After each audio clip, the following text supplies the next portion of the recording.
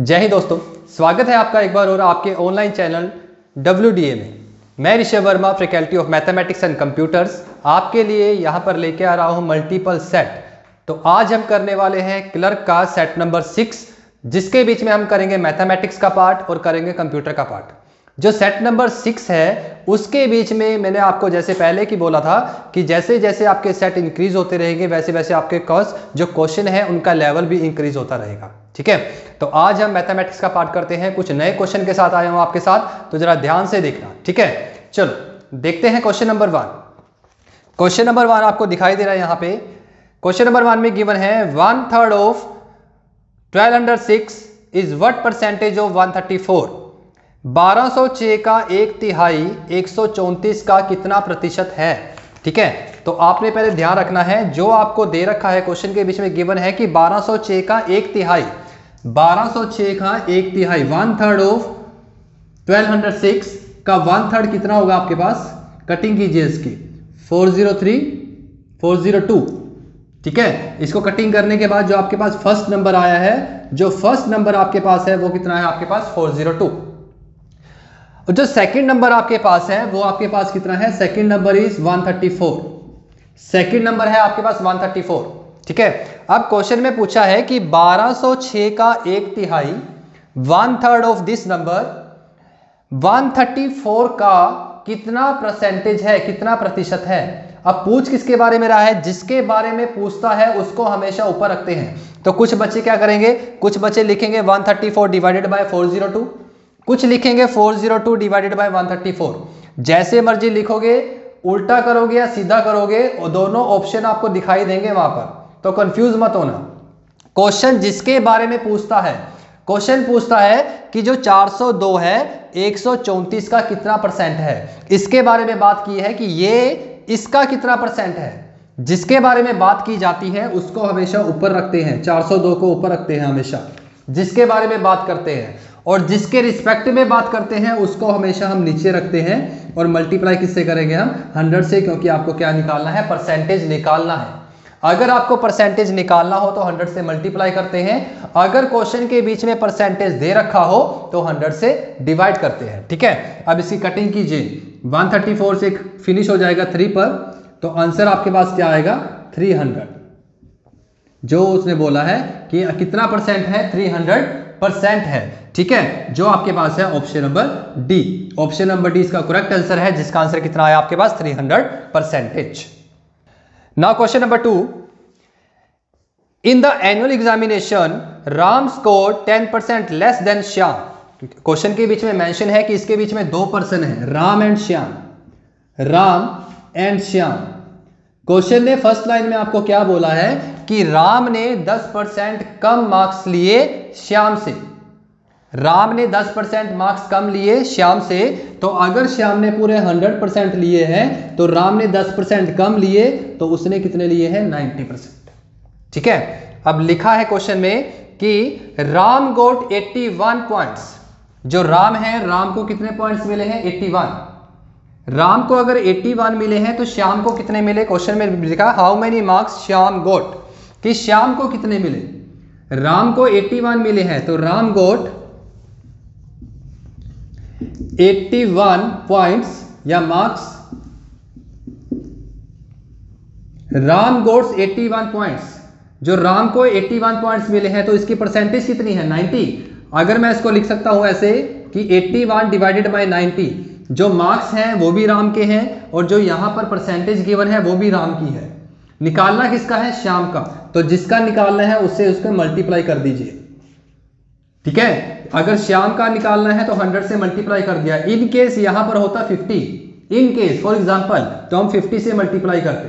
ठीक है, कटिंग कीजिए इसकी, 0 से 0 फिनिश हो जाएगी।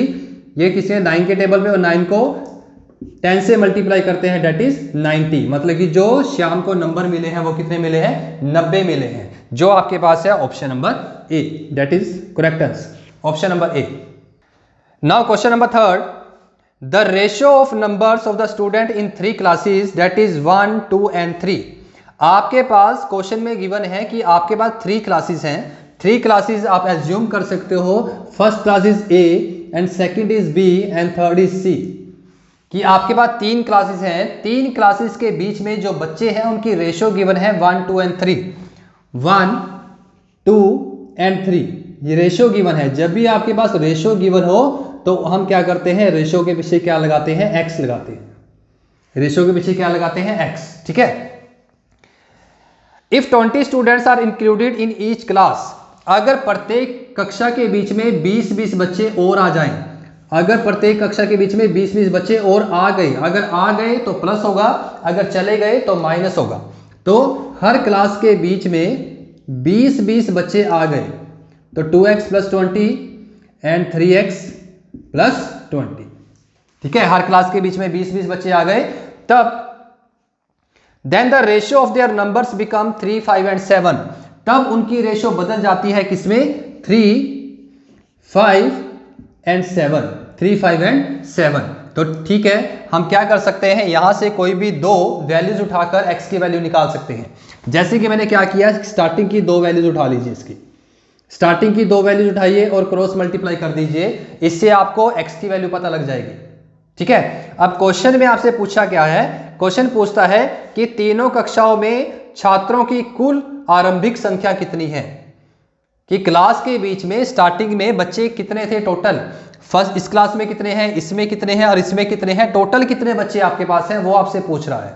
ठीक है। सबसे पहले x की वैल्यू निकालिए, क्रॉस मल्टीप्लाई, तो 5 को दोनों से मल्टीप्लाई कीजिए, 5x + 100 = 6x + 60। यहां पर जो एक जैसी स्टेटमेंट है, x वाली एक तरफ, बिना x वाली एक तरफ, तो 100 - 60 that is 6x - 5x। It means जो x की वैल्यू आपके पास आई है वो कितनी आई है, 40। x की वैल्यू कितनी है, 40। अगर x की वैल्यू आपको पता लग चुकी है तो जहां भी आपको x दिखाई दे रहा है वहां पर 40 कर दीजिए। 41 × 40, यहां पर आ गया आपके पास 40। जो फर्स्ट क्लास है उसके बीच में बच्चे कितने हैं, 40। सेकंड में 40 को 2 से किया डेट इज 80, और 40 को अगर मैं 3 से करता हूं डेट इज 120। ठीक है। अब प्लस कर दीजिए सबको, 80 and 40 that is 120 and 120 this one, दोनों को प्लस करेंगे तो टोटल तीनों क्लासों के बीच में बच्चे कितने आपके पास, टोटल 240। तो जो इसका आंसर है वो आपके पास क्या है, 240, कि तीनों क्लास में बीच में जो टोटल बच्चे हैं आपके पास कितने हैं, 240, जो है आपके पास option number D, correct answer option number D. Now question number 4, Sumit and Prakash current ratio of age is 2 and 3। Age problem का क्वेश्चन है। ठीक है। मैं आपको बता रहा हूं कि हम जो क्वेश्चन आपको करवाते हैं उसका एक ही लॉजिक आपको करवा सकते हैं हम वीडियो में। ऑफलाइन क्लासेस में हम बच्चों को मल्टीपल ट्रिक्स करवाते हैं। ठीक है। मल्टीपल ट्रिक्स करने के लिए आपको ऑफलाइन क्लासेस लेनी जरूरी है। यहां पर आप आ सकते हो WDA में। ठीक है। अब जो क्वेश्चन आपके पास है वो है एज प्रॉब्लम का। एज प्रॉब्लम के बीच में जब भी कोई क्वेश्चन आपने अटेम्प्ट करना है उसमें आपको 3 वर्ड्स हमेशा रिमेंबर होने चाहिए। वो कौन कौन सा है आपके पास, past, present and future. Past, present and future. ठीक है। अगर आप यहां पर खड़े हो, प्रेजेंट में खड़े हो, अगर पास्ट में जाओगे तो माइनस करोगे, अगर आप फ्यूचर में आओगे तो आप प्लस करोगे। ठीक है। ये बातें याद रखना। अगर आप फ्यूचर की तरफ जा रहे हो, नीचे की तरफ आ रहे हो तो प्लस करोगे, अगर ऊपर की तरफ जा रहे हो तो माइनस करोगे। ठीक है। यहां पर 2 पर्सन है, सुमित एंड प्रकाश। ये लिख लीजिए, यहां पर एक है सुमित, एक है Prakash. Sumit and Prakash current ratio of age, current ratio मतलब कि जो एज उनकी अब चल रही है उनकी रेशियो गिवन है डेट इज 2 and 3। रेशियो है तो इसमें हम क्या करते हैं, यहां भी x पुट कर दिया तो यहां भी क्या पुट कर दिया, x। तो प्रेजेंट के आगे लिखना, उसने करंट रेशियो बोली है, करंट रेशियो जो अब चल रही है, तो प्रेजेंट वाला बोला उसने 2x and 3x। ठीक है। बोलता है कि Sumit is 6 years younger than Prakash. जो सुमित है प्रकाश से 6 वर्ष छोटा है। तो यहां पे देखिए, यहां पर बोलता है जो सुमित छोटा है इससे 6 साल छोटा है, तो रेशो में कितना छोटा है, 1। रेशो में 1 छोटा है और एज में 6 साल छोटा है। मतलब कि जो 1x है वो 6 के इक्वल है आपके पास। तो x की वैल्यू कितनी आ जाएगी, x की वैल्यू आ जाएगी 6 आपके पास। तो 6 को 2 से मल्टीप्लाई किया, जो सुमित है वो 12 साल का है। 6 को 3 से मल्टीप्लाई किया, जो प्रकाश है वो कितने साल का है? 18 साल का है। पूछा क्या है? What will be the ratio of their ages after 6 years?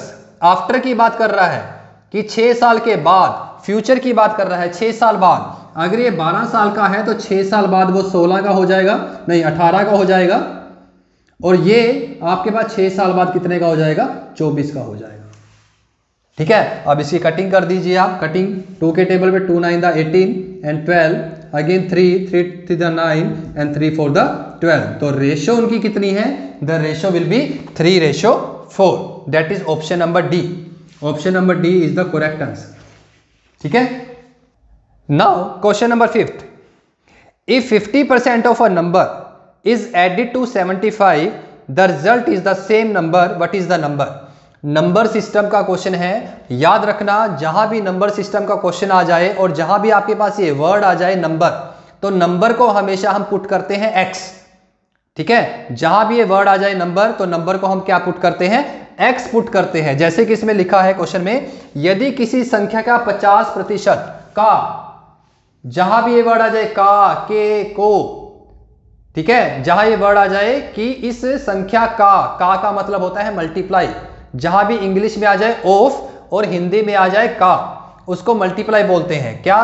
Question की राइम के अकॉर्डिंग हम चलते हैं कि किसी संख्या, अब ये मैंने बोला जहां भी ये संख्या आ जाए, नंबर आ जाए, उसको हम क्या पुट करते हैं? x।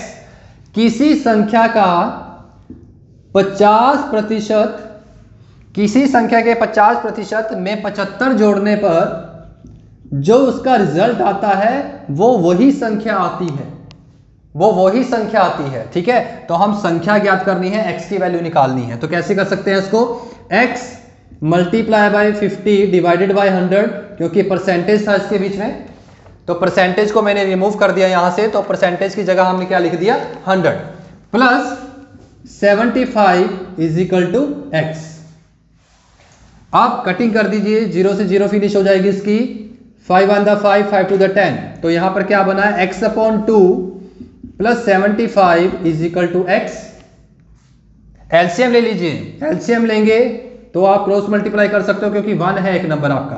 क्रॉस मल्टीप्लाई कीजिए, x plus 150 is equal to, LCM 2 है तो 2 को x से करेंगे 2x।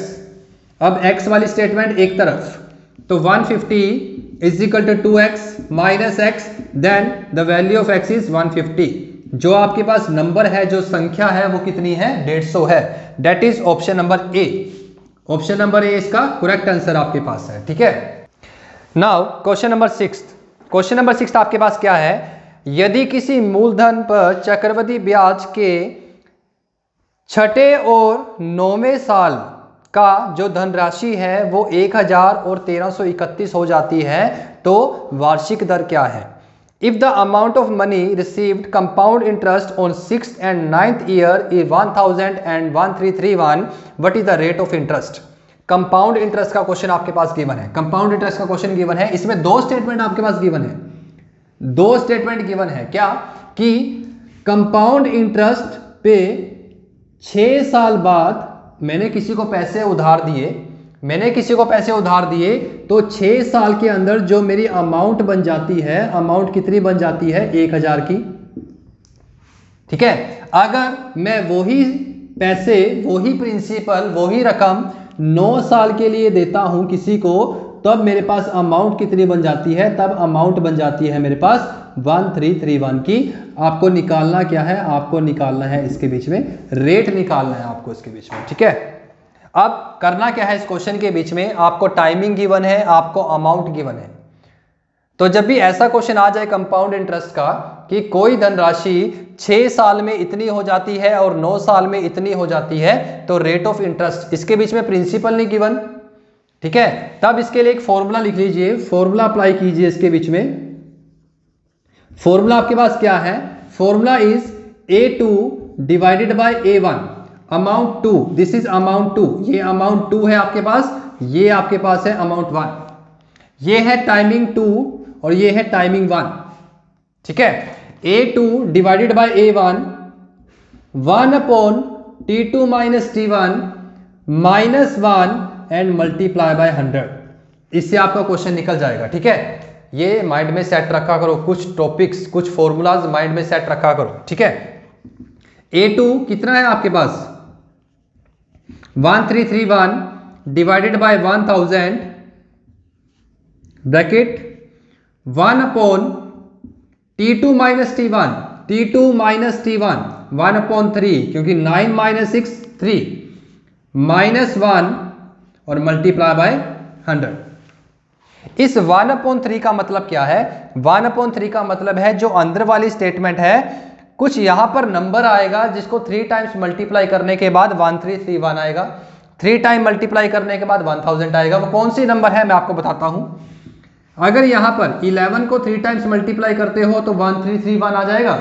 तो हम क्या कर सकते हैं, 11 की पावर 3 डिवाइडेड बाय 10 पावर 3 और पूरे की पावर कितनी है आपके पास 1 upon 3 minus 1 and multiply by 100। ठीक है, उसके बाद आपने करना क्या है, यहां भी 3 है यहां भी 3 है, तो पूरे की पावर आप 3 लिख सकते हो उसके बीच में, पूरे की पावर 3 लिख सकते हो उसके बीच में, इसके बीच में पूरे की पावर 3 लिख सकते हो। तो 3 के साथ 3 कैंसिल हो जाएगा, बचा क्या आपके पास, बचा है 11 अपॉन 10 माइनस 1 और मल्टीप्लाई बाय 100। एलसीएम लीजिए, एलसीएम कितना आएगा, यहां पर 1 है तो क्रॉस मल्टीप्लाई कर दीजिए, 11 minus 10 divided by 10 multiply by 100 that is 1 upon 10 multiply by 100। 0 से 0 फिनिश हो जाएगी।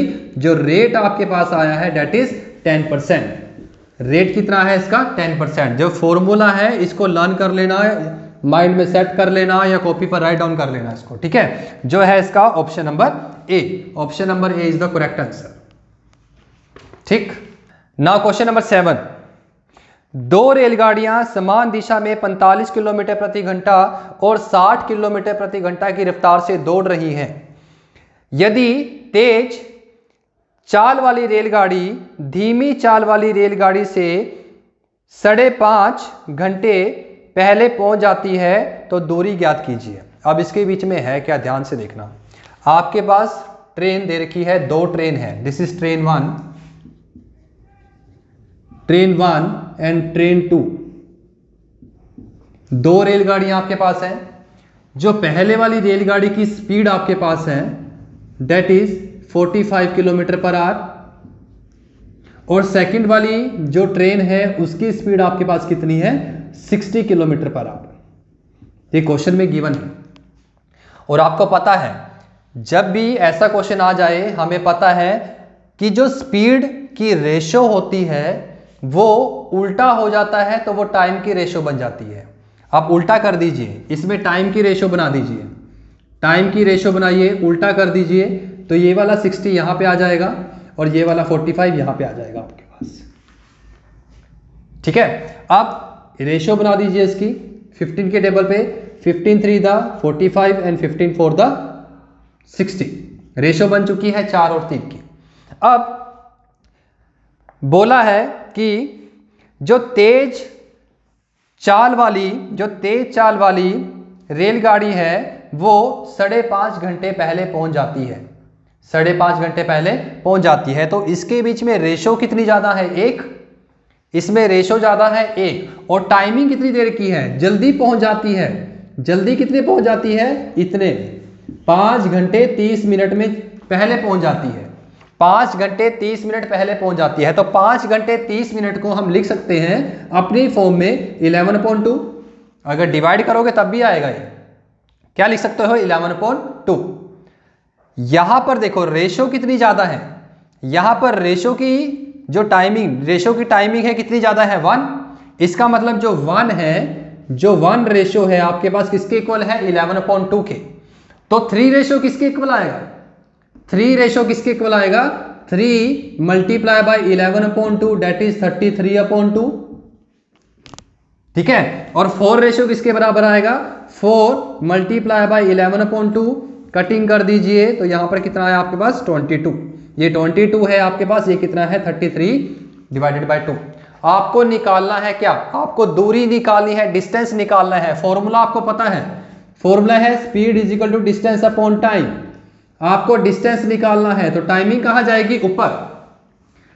Speed multiply by time is equal to distance आ जाएगा आपके पास, ठीक है ना। अगर मैं स्पीड को टाइमिंग से मल्टीप्लाई कर दूं तो आपके पास क्या निकल के आएगा, डिस्टेंस। वही आपसे पूछा गया है क्वेश्चन में। तो हमने क्या करना है, टाइमिंग को स्पीड से मल्टीप्लाई कर दीजिए, दोनों को मल्टीप्लाई कीजिए। 60 multiply by 33 divided by 2, cutting कीजिए, कितना आएगा 30। तो इसका आंसर कितना आ जाएगा 990 किलोमीटर। यहां से भी निकल सकता है और यहां से भी निकल सकता है, दोनों को मल्टीप्लाई कीजिए। 45 मल्टीप्लाई बाय 22, तो तब भी आपका रिजल्ट कितना आएगा 990 किलोमीटर। दोनों में डिस्टेंस सेम आ रहा है, तो इसका आंसर यही है 990, that is option number D, जो आपके पास है option number D. Understand. Now question number 8, what will be the sum of all numbers from 1 to 50। 1 से लेके 50 तक, 1 to 50, 1 से लेके 50 तक जितने भी नंबर आपके पास हैं उनको प्लस करना है, उनका योग निकालना है, ठीक है। तो कैसे लिख सकते हैं इसको, 1 + 2 + 3 plus up to so on, कहां तक 50 तक।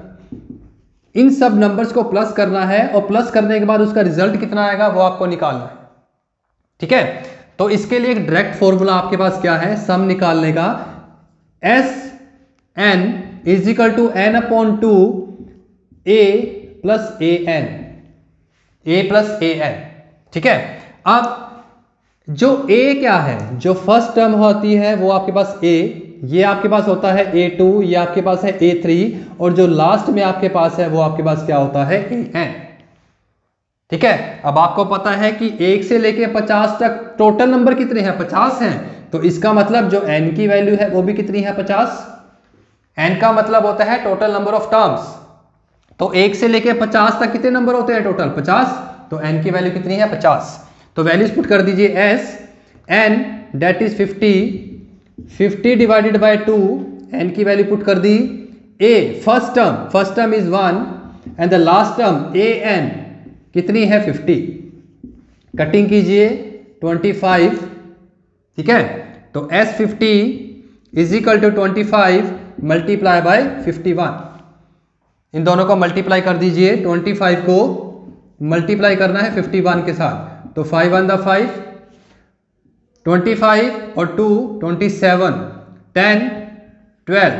तो इसका आंसर कितना आया, जो S50 आपके पास कितना है 1275, जो इसका करेक्ट आंसर आपके पास है that is option number A. Option number A is the correct answer. Understand. Now question number 9। Question number 9 is the very important question, जरा ध्यान से देखना, बहुत इंपॉर्टेंट क्वेश्चन है, ठीक है। क्वेश्चन के बीच में क्या गिवन है आप स्क्रीन पर चेक कीजिए। क्वेश्चन में गिवन है कि a + b ratio b + c, again ratio c + a is equal to 6 7 and 8, 6:7:8। एक कंडीशन और गिवन है, that is a + b + c is equal to 14। Find the value of c, find the value of c। आपको c की value निकालनी है इसके बीच में, ठीक है। क्वेश्चन बहुत इंपॉर्टेंट क्वेश्चन है, जरा ध्यान से देखना, ठीक है। अब हम क्या करते हैं, यहां पर जो आपको स्टार्टिंग में रेशो दे रखी है a + b, b + c and c + a is equal to this one, ठीक है। अब जब भी कोई रेशो में दे रखा हो तो उसको हम क्या लिख सकते हैं, उस रेशो के पीछे हम क्या लगाते हैं, x लगाते हैं। तो मैंने उनके पीछे क्या लगा दिया, x लगा दिया। अब सबको प्लस कीजिए, सबको प्लस किया तो कितना आएगा, प्लस करते हैं a + b + b + c + c + a is equal to 6x + 7x + 8x, इन सबको प्लस कर दें, ठीक है। अब a भी 2 टाइम्स आपके पास है, दैट इज 2a, b भी 2 टाइम्स है 2b, c भी 2 टाइम है 2c इज इक्वल टू, इन सबको प्लस करना है। तो 7 और आपके पास 6 कितने होते हैं 13, और 13 और 8 कितने होते हैं आपके पास 21, तो 21x, ठीक है, अब यहां से 2 कॉमन आ सकता है, 2 कॉमन आ गया तो a plus B plus C is equal to 21x divided by 2, ये वाला 2 है वो नीचे आ सकता है आपका, आ सकता है कि नहीं आ सकता। ठीक है, अब जो वैल्यू आपके पास आई है a प्लस बी प्लस सी की वो आई है 21x/2। ठीक है, पर आपको क्वेश्चन में वैल्यू दे रखी है a प्लस बी प्लस सी की वैल्यू कितनी है 14, और यहां पे वैल्यू कितनी आई इतनी। इसका मतलब ये वाली वैल्यू इस वाले वैल्यू के इक्वल है, बराबर है, तो हम दोनों को बराबर रख सकते हैं। तो बराबर रख दिया, तो बराबर रख के क्या आया 21x/2 इज इक्वल टू 14।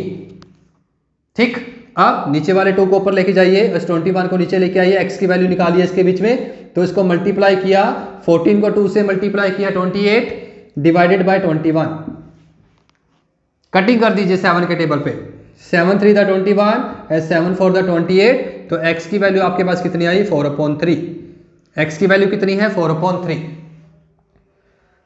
ठीक है, आप देखो ध्यान से एक चीज देखना, आपके पास x की वैल्यू निकल चुकी है, x की वैल्यू निकल चुकी है। पूरे क्वेश्चन में आपको x कहां पे रखा था मैंने, स्टार्टिंग में जो रेशो है आपके पास वहां पे मैंने x पुट किया था ना। देखो अब ध्यान से, यहां पर x है तो हम क्या करते हैं, यहां पर मैं यहां पे लिख देता हूं 6x है आपके पास, तो 6 का 6 रहेगा, और जो x है x की वैल्यू कितनी है 4/3, कटिंग कीजिए 2 कितना आया 8, मतलब कि जो आपके पास पहली वैल्यू है वो कितनी है, वो आपके पास 8 है, पहली वैल्यू 8 है आपके पास। ठीक है ना, इसका मतलब जो आपके पास 6x दे रखा था वो किसकी वैल्यू थी, a प्लस बी की।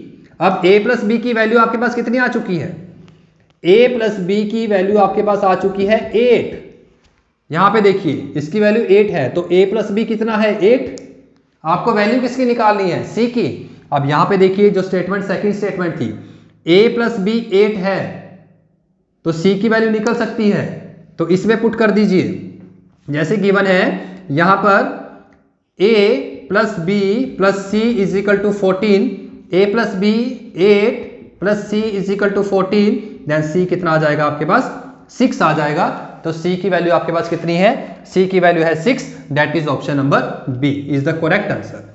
ठीक है, now question number 10, last question of mathematics, question number 10, a school had 1554 students and the ratio of boys to girls was 4:3. A few days later 30 girls entered the school and some boys left the school. The ratio of boys and girls then becomes 7 and 6. What was the number of boys who left the school? Question को ध्यान से पढ़ा करो, rhyme को समझा करो, question की rhyme को समझा करो, एक एक लाइन पढ़नी है और उसको लिखा करो, तभी क्वेश्चन अटेम्प्ट हो सकता है, अदरवाइज नहीं होगा। ठीक है, क्वेश्चन के बीच में गिवन है total number of students, total students आपके पास कितने हैं 1554, जिसके बीच में बॉयज और गर्ल्स, तो लिख लीजिए यहां पर बॉयज हैं, यहां पर है गर्ल्स, जिनकी रेशो कितनी गिवन है आपके पास 4 and 3, ratio is 4 and 3, ratio given है 4 और 3 की। ठीक है, अब यहां पर टोटल याद रखना, रेशो प्रोपोर्शनल के बीच में कंडीशन सेम होनी चाहिए।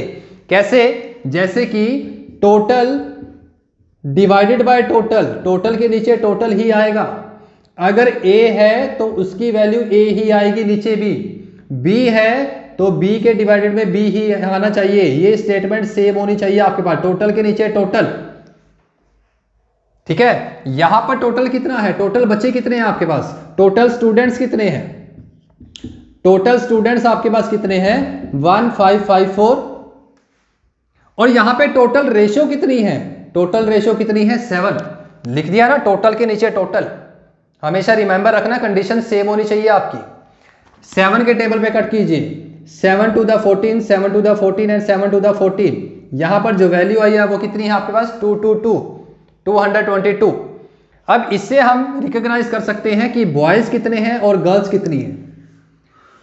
इसको इससे मल्टीप्लाई कीजिए तो आपके पास क्लास के बीच में जो लड़के हैं वो कितने हैं, इतने हैं, लड़के हैं आपके पास 888, और लड़कियां कितनी हैं, लड़कियां आपके पास हैं 666। अब आपको पता चल गया कि इसके बीच में लड़के और लड़कियां कितनी हैं। ठीक है, अब करते क्या है, मैं इसको इरेज कर रहा हूं, स्क्रीनशॉट ले लिया करो आप। ठीक है, अब क्वेश्चन में बोला है कि कुछ दिनों के बाद 30 लड़कियां आ जाती हैं। अब यहां पर लड़कियां इतनी हैं, लड़के इतने हैं, कुछ दिनों के बाद 30 लड़कियां आ जाती हैं। तो इसके बीच में अगर 30 लड़कियां आ गई और कुछ लड़के कक्षा छोड़कर चले जाते हैं, अगर चले जाते हैं तो माइनस, अगर आ जाते हैं तो प्लस। तो कुछ बच्चे चले गए, मुझे नहीं पता कितने बच्चे गए, तो वहां पर मैंने क्या कर दिया, माइनस का x। ठीक है, 30 लड़कियां आ जाती हैं और कुछ लड़के छोड़कर चले जाते हैं, तब रेशो उनकी चेंज होकर कितनी हो जाती है, 7 और 6। उनकी रेशो बदलकर कितनी हो जाती है, 7 और 6। तो इससे आप x की वैल्यू निकाल सकते हो कि जो लड़के छोड़कर गए हैं स्कूल, तो वो बच्चे कितने हैं, यहां से आप वैल्यू पुट कर सकते हो। ठीक है, वैल्यूज चेक कर सकते हो, उसकी x की वैल्यू चेक कर सकते हो उसके बीच में। ठीक है, अब दोनों को प्लस कीजिए, 888 minus x divided by 7 is equal to, plus कीजिए, that is 696 divided by 6। Cutting कर सकते हो उसकी 6 के टेबल पे, 6 1 6, 6 1 6, 6 6 36। ठीक है, अब 7 को ऊपर जाके मल्टीप्लाई कर दीजिए, 888 minus X is equal to 116 multiply by 7। ठीक है, अब 888 minus X is equal to multiply 7 6 42, 7 1 7 11, और ये कितना आ जाएगा आपके पास, 812। एक्स की वैल्यू निकाल सकते हो, जो एक्स है वो उधर लेके आइए और इस नंबर वाले को सिस्टम को यहां लेके आइए। तो कितना हो जाएगा, 888 minus 812 is equal to X. तो उसमें माइनस कर दीजिए, माइनस कितना आएगा, 76। जो लड़के कक्षा छोड़कर गए थे वो कितने थे आपके पास, 76। That is option number A is the correct answer, option number A. Understand. ऐसे ही आपका जो मैथमेटिक्स का जो पार्ट था वो कंप्लीट हो चुका है। जितने भी क्वेश्चन थे, आज कुछ लेवल वाले क्वेश्चन हैं, जरा ध्यान से देखना। करने के बाद, वीडियो देखने के बाद उसको रिवीजन भी करनी है आपको। ठीक है, रिवीजन करोगे, प्रैक्टिस करोगे, तभी ये क्वेश्चन आपको समझ आएंगे, अदरवाइज ये क्वेश्चन आपको समझ नहीं आएंगे। ठीक है, अब हम करते हैं कंप्यूटर का पार्ट। ठीक है, कंप्यूटर के पार्ट में जो सबसे पहला क्वेश्चन आपके पास है वो क्या है, where was the first use of computer in India. कि इंडिया के बीच में सबसे पहले कंप्यूटर का इस्तेमाल कहां किया गया था। ऑप्शन आपको दिखाई दे रहे हैं, तो इसके बीच में जो ऑप्शन आपके पास करेक्ट ऑप्शन है that is Indian statistical institute Kolkata, that is option number D. Question number 1 का जो आंसर आपके पास है, correct answer, that is option number D. Question number 2, computer literacy means, computer साक्षरता क्या है। Written computer programs, computer error correction, knowledge of computer program. Yes, question number 2 का जो आंसर करेक्ट आंसर है that is option number C, that is knowledge of computer programme. Now question number 3, convert information by process which one. Information मिलती है, processing के बाद हमें information मिलती है, तो हम प्रोसेसिंग करते किस पे हैं, हम प्रोसेसिंग करते हैं डाटा पर। तो डाटा आपके पास एक रॉ मटेरियल होता है। रॉ मटेरियल मतलब कि खराब सामान, खराब सामान के ऊपर कुछ ना कुछ प्रोसेसिंग करोगे तो उसमें से कुछ अच्छा सामान आपको मिलेगा, इंफॉर्मेशन मिलेगी। तो इंफॉर्मेशन तभी मिलती है जब हम डाटा पर प्रोसेसिंग करते हैं। तो क्वेश्चन नंबर 3 का जो करेक्ट आंसर है that is option number C, that is data. Now question number 4, should the computer be able to boot. जब कंप्यूटर चलता है, बूटिंग करता है, जब भी कंप्यूटर चलता है, बूटिंग करता है, वो करता है with the help of operating system. अगर कंप्यूटर के बीच में ऑपरेटिंग सिस्टम है, विंडो है, तभी वो बूट करेगा, अदरवाइज वो बूट नहीं करेगा। तो जो आपके पास क्वेश्चन नंबर 4 है, क्वेश्चन नंबर 4 का आपके पास करेक्ट आंसर है option number C. Now last question, question number 5, in Excel it is the pre recorded formulas that is the shortcut to complex calculation. Excel के बीच में हम कैलकुलेशन कर सकते हैं with the help of 2 method, या तो फॉर्मूले के थ्रू, क्योंकि फॉर्मूला जब भी हम यूज करते हैं तो इसके बीच में बहुत ज्यादा टाइम यूज करते हैं, बहुत ज्यादा टाइम वेस्ट होता है हमारा। ठीक है। दूसरा होता है फंक्शन। जो फंक्शन होते हैं आपके पास प्री रिकॉर्डेड फॉर्मूलाज होते हैं फंक्शन, जिसमें आपको छोटी सी स्टेटमेंट लिखनी है और आपको कैलकुलेशन निकल जाएगी उसके, ठीक है। तो जो क्वेश्चन नंबर 5 है आपके पास, उसका जो करेक्ट आंसर है दैट इज सी, फंक्शन। ये आपके पास कंप्यूटर का पार्ट था, ठीक है। ये क्वेश्चन आप राइट डाउन कर लेना। ऐसे ही आपका मैथमेटिक्स का और कंप्यूटर का पार्ट फिनिश होता है, ठीक है। अगर कुछ डाउट हो आपको तो कमेंट बॉक्स में जरूर लिखना। मैथमेटिक्स के बीच में, कंप्यूटर्स के बीच में कुछ भी डाउट हो आपको तो कमेंट बॉक्स में मेंशन करना, तो उसका जो सोल्यूशन है हम कमेंट बॉक्स में आपको प्रोवाइड करवाएंगे, नहीं तो डाउट क्लास में आपको प्रोवाइड करवाएंगे, ठीक है। अब आप देखिए इंग्लिश का part. Thank you so much. जय हिंद दोस्तों। जय हिंद बच्चों, मैं मिसेस कविता अत्री आज फिर आपके सामने फिर वही क्लर्क के पेपर के साथ, ठीक है। चलिए करते हैं। मैं देख रही थी कमेंट में काफ़ी बच्चों का पॉइंट है कि पैराग्राफ नज़र नहीं आ रहा है, तो आज हम उसको चेंज कर देंगे कलर को, ताकि आपको ठीक से दिखाई दे, ठीक है। तो चलिए चलते हैं पैराग्राफ की तरफ ही। मैं पढ़ देती हूँ आपके लिए पैराग्राफ और समझा देती हूँ एक बार। पढ़ते हैं पैराग्राफ को। At what age should school begin. At what age, किस उम्र में स्कूल जो है शुरू होना चाहिए, क्वेश्चन मार्क, ठीक है। The answer must depend upon, जो आंसर है किसके ऊपर डिपेंड करता है, द होम, घर के ऊपर। कहते हैं ना कि बच्चा जो है सबसे पहले घर से सीख के जाता है, जो फर्स्ट गुरु होती है उसके घर वाले होते हैं, माँ बाप होते हैं, है ना। तो depend upon the home, it's topography rather than upon its oral और साइकोलॉजिकल कैरेक्टर।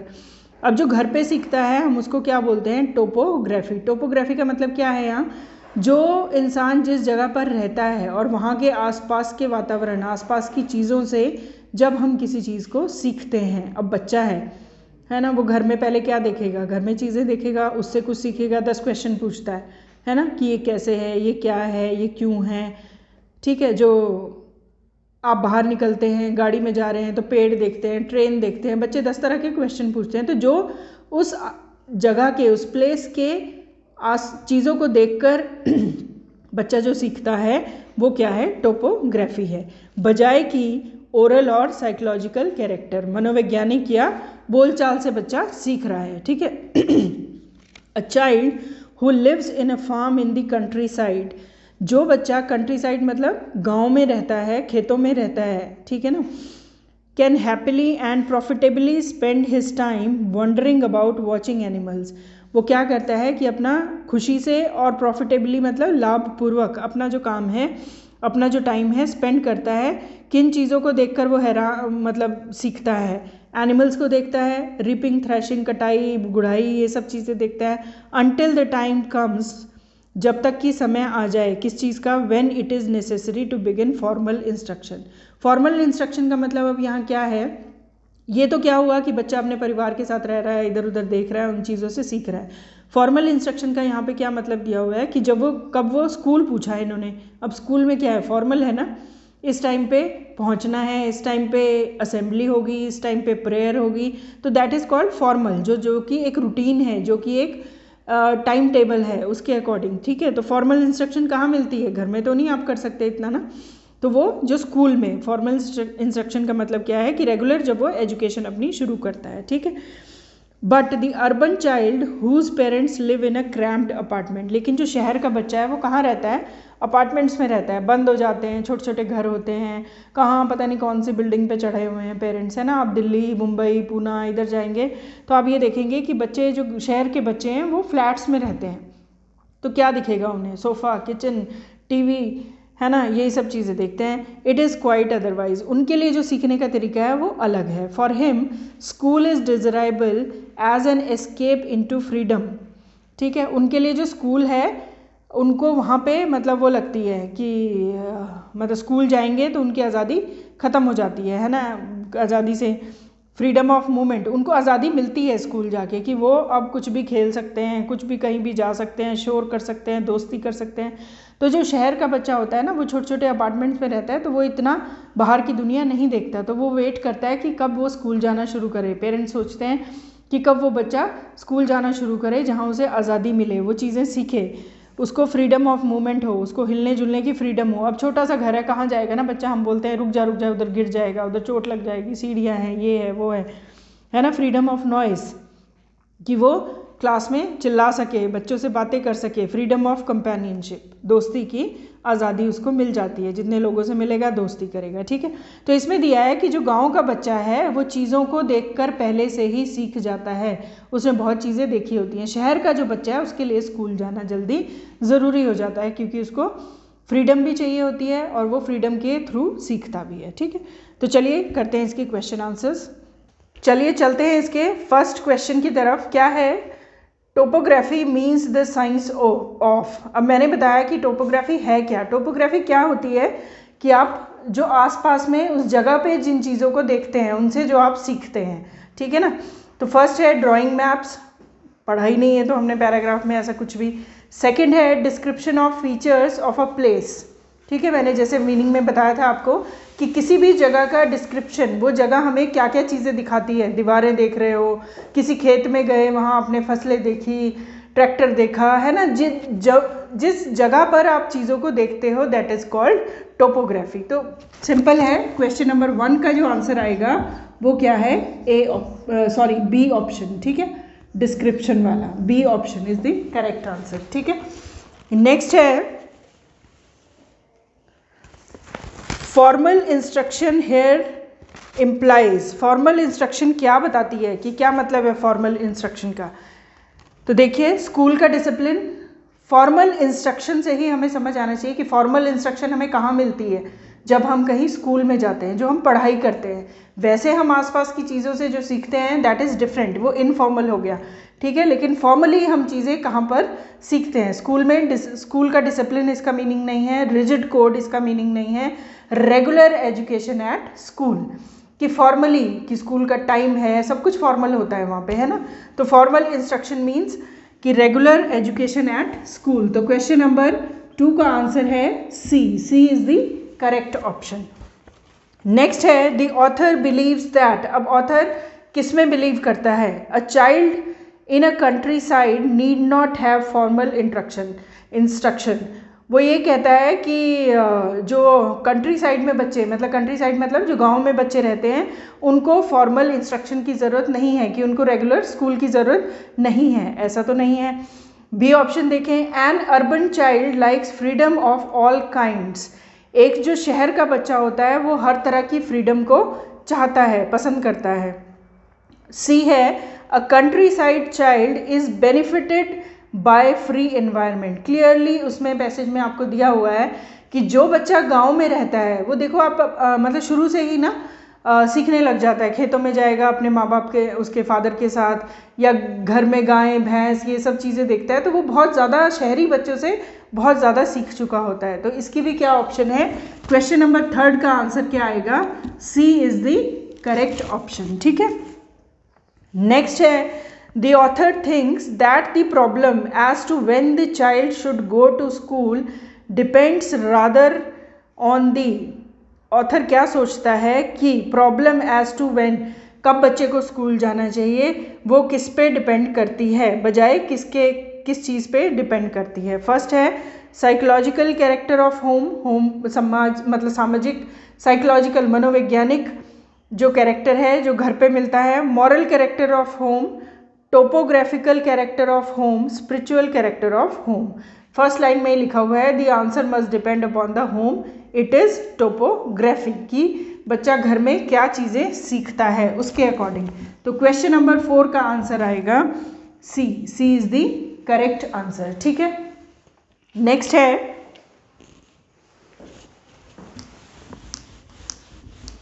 चलिए अभी दूसरा पैराग्राफ पढ़ते हैं और इसके आंसर, क्वेश्चन आंसर्स करते हैं, ठीक है। हाँ जी, अब पढ़ते हैं नेक्स्ट पैराग्राफ, जिसमें क्या पूछा है, क्या दिया हुआ है?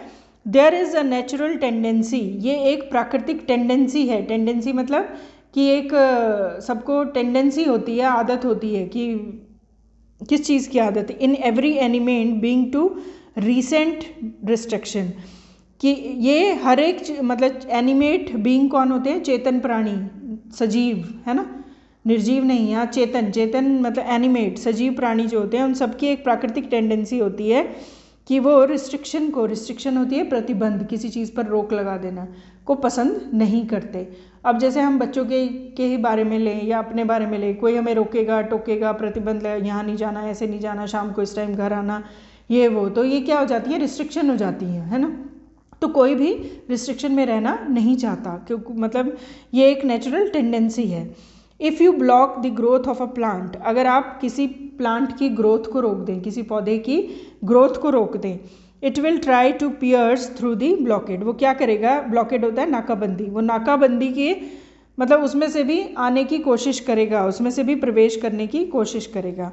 इफ़ यू एनक्लोज अ वोम, वोम क्या होता है, कीड़ा, अ फिश और a fish in a glass, अगर आप एक ग्लास के जार में किसी कीड़े को या फिश को बंद कर दें, you will find it restlessly moving hither and hither, आप उसको कहीं भी उसको लेके जा सकते हैं, लेकिन वो क्या है, उसके ऊपर प्रतिबंध लग गया, अब वो तो मूव नहीं कर रहा ना, आप मूव कर रहे हैं कि उसको कहीं ले गए ये वो, लेकिन वो तो एक जार के अंदर बंद हो गया। To find a way out similar will be the case type contain a bird or an animal in a cage or in a room, मतलब इसी तरह ही अगर आप किसी पक्षी को, पशु को या उसको किसी कमरे में या किसी पिंजरे में बंद कर दें तो वह वहाँ से निकलने की कोशिश करेगा, है ना, वो उसको वो एनवायरनमेंट में ढल नहीं पाएगा। अगर आप किसी भी चीज़ को, किसी भी सजीव चीज़ को, एनिमेट बीइंग को बंद कर देंगे तो वो किस लिए फड़फड़ाएगा, आज़ादी के लिए उत्सुक होगा ना कि मैं यहाँ कहाँ फंस गया, उसको क्या पता ही क्या है, आपने खाना दे दिया, खाने का मतलब वो नहीं है, फ्रीडम चाहिए होती है हर एक चीज़ को, ठीक है ना। You will find it constantly trying to break out the bondage, वो अपने उस पिंजरे को, उस केज को तोड़ने की कोशिश करेगा, पहले तो वो फड़फड़ाएगा, इधर उधर मूवमेंट करेगा अपनी कि क्या हो गया, ये कहाँ फंस गया, ये वो, है ना, सर्कमस्टांसेस से मतलब समझने की कोशिश करेगा। The urge to be free is room in all animate beings, it get suppressed only on its identification with the situation, identification with the situation मतलब स्थिति के साथ पहचान, सप्रेस्ड मतलब किसी चीज़ को दबा देना। अब उसमें फ्री होने की इतनी ज़्यादा वो अर्ज हो जाती है, जो सजीव वस्तुएं होती हैं, एनिमेट बींग्स होती हैं, कि वो स्थिति के साथ उन चीज़ों की पहचान करने लगता है और वो अपनी उस इच्छा को दबा देता है, अर्ज जो है फ्री होने की उसको दबा देता है, क्योंकि वो धीरे धीरे उसी माहौल में ढल जाता है। The urge to be free is also regionally present in animate objects, और जो देखो हर किसी को आज़ादी की मतलब वो होती है ना, चाहे वो निर्जीव वस्तुएं भी हैं, है ना, उनको भी फ्रीडम की ज़रूरत होती है। And it is taken but ultimately gets fulfilled, और बाद में क्या होता है कि वो धीरे धीरे अपनी फुलफिल होती जाती है। It is for the reason the matter constantly changes its shape, और इसी कारण क्या होता है कि मैटर जो है अपनी शेप को चेंज करता रहता है।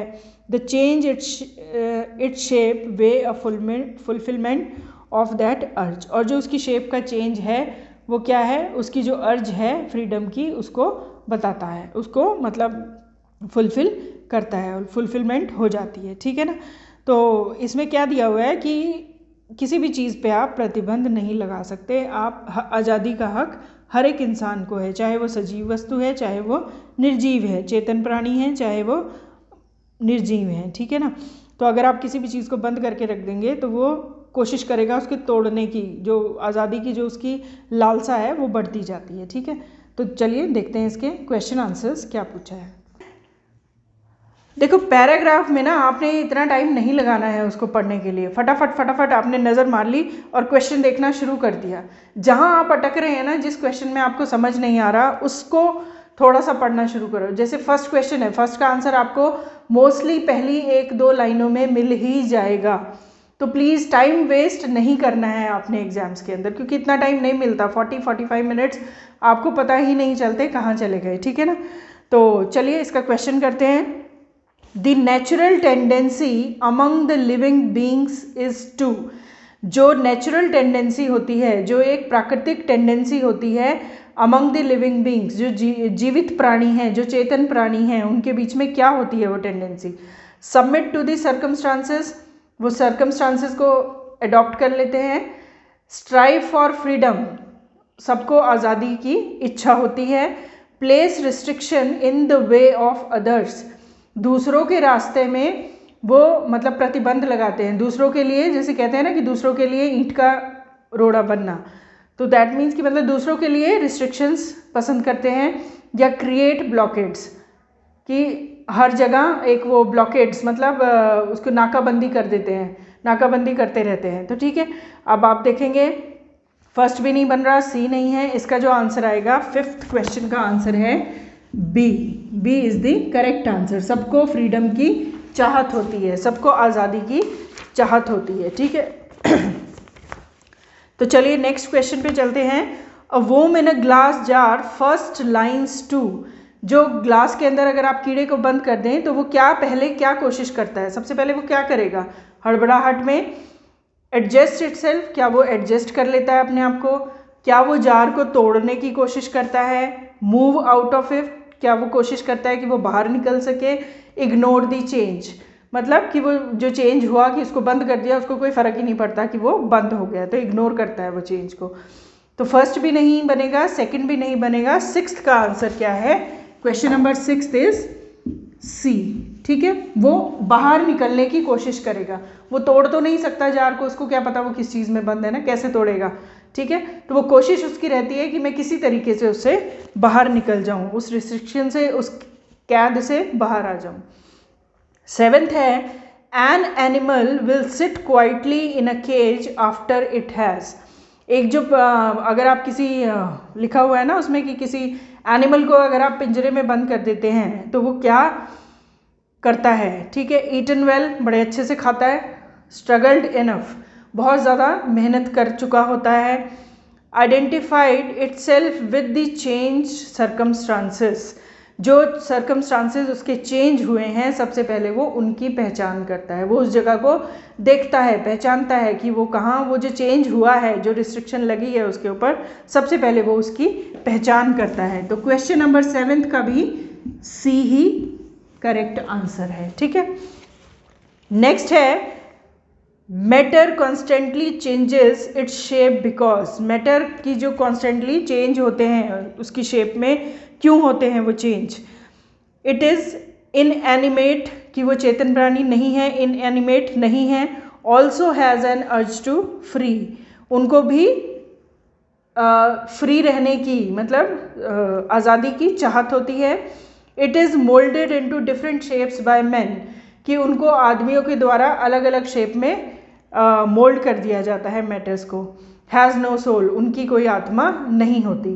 तो इसका आंसर आएगा हर चीज़ को, चाहे वो निर्जीव है चाहे वो सजीव है, सबको फ्रीडम की वो होती है, अर्ज होती है, चाहत होती है। तो इसमें क्वेश्चन नंबर 8 का आंसर क्या है? B is the correct option, ठीक है। आई होप आपके आंसर्स क्लियर हो गए होंगे। 8 क्वेश्चन हो गए हैं हमारे पैराग्राफ के, ठीक है। तो चलिए अब चलते हैं 9th क्वेश्चन की तरफ। क्या पूछा है इसमें?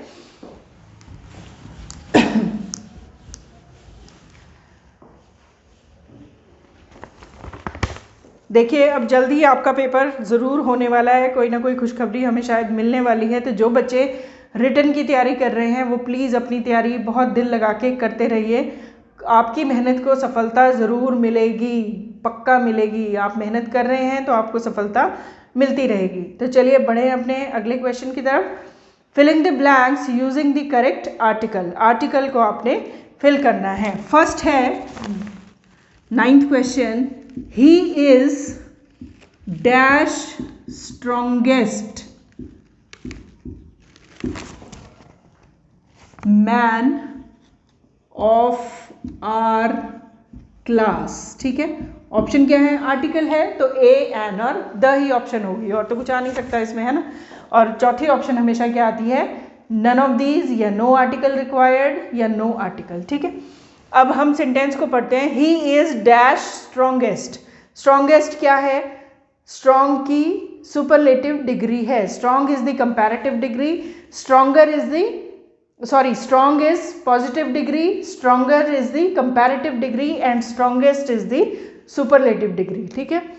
तो अगर यहाँ strong word होता, समझ आ रही है, तो strong हम किसके लिए यूज करते हैं? एक ही नॉर्मल उसी पर्सन की बात हो रही है, किसी से उसका कंपैरिजन नहीं है। लेकिन अगर यहाँ stronger होता कि किसी और लड़के से, वो ग्रुप में भी कंपैरिजन नहीं होगा, ठीक है ना। तो किसी और लड़के से अगर मैं यहाँ पे लिख दूँ ही is dash stronger than Shyam, ठीक है, वो जो है श्याम से ज़्यादा स्ट्रॉन्ग है। दैट मीन्स कि एक क्या डिग्री है, कंपैरेटिव डिग्री है, और कंपैरेटिव डिग्री में क्या लगता है, देन लगता है, और यहाँ पर फिर कोई भी आर्टिकल नहीं आएगा। ही इज़ न द न ए, ठीक है।